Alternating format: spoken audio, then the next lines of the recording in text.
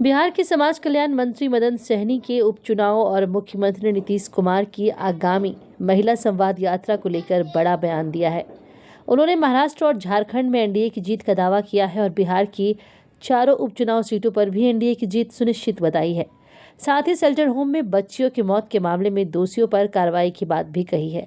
आइए सुनते हैं उनकी पूरी बात। अब उसमें जांच भी करवाई है और जो भी दोषी लोग थे उस सभी पर कार्रवाई भी हुई। पर आपने भी कहा था कि जो आपकी विभाग की अपर मुख्य सचिव हैं उनसे ये हमने कभी नहीं कहा है और उसका आप कहीं भी दिखा सकते हैं कि इस तरह का बयान हमारा कहीं भी नहीं आया है। जो भी बयान आपने या किसी ने चलाया है वो अपनी मर्जी से चलाया है। तो अधिकारी जो है वो आपकी बात मानते हैं? अधिकारी जो भी हम उचित बात होगा वो हमारा क्या किसी का भी बात मानेंगे, सबका बात मानेंगे, क्यों नहीं मानेंगे। बिहार सरकार के समाज कल्याण मंत्री मदन सहनी ने उपचुनाव को लेकर एक बड़ा बयान देते हुए कहा है कि महाराष्ट्र और झारखंड में एनडीए 2/3 बहुमत से सरकार बनाएगी। बिहार के 4 उपचुनाव सीटों पर भी एनडीए को भारी जीत मिलने का दावा किया गया है। वहीं हाल ही में शेल्टर होम में 3 बच्चियों की मौत के मामले पर उन्होंने कहा है कि दोषियों पर सख्त कार्रवाई की गई।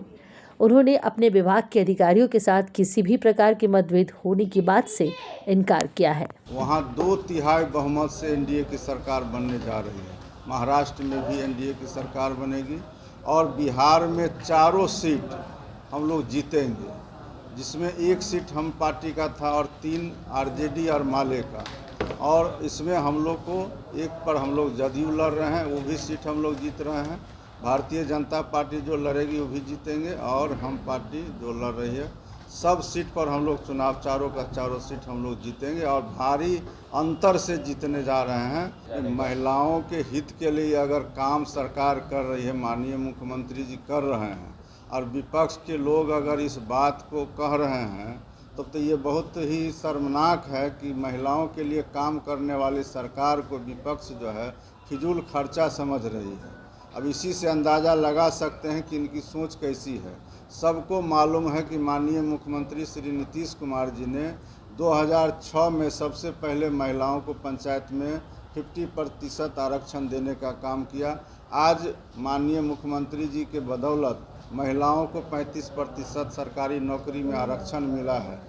जीविका दीदी के बारे में सबको मालूम है कि उन्होंने किस तरह से जीविका दीदी को आगे बढ़ाने का काम किया है। हालात ये हैं कि आज आईएएस मैसूर में जाकर के भी जो आईएएस एकेडमी है उसमें जीविका दीदी जाकर के वहाँ प्रशिक्षण दे रही है। तो इससे आप अंदाज़ा लगा सकते हैं कि महिलाओं का कितना सशक्तिकरण हुआ है, विकास हुआ बिहार के अंदर में।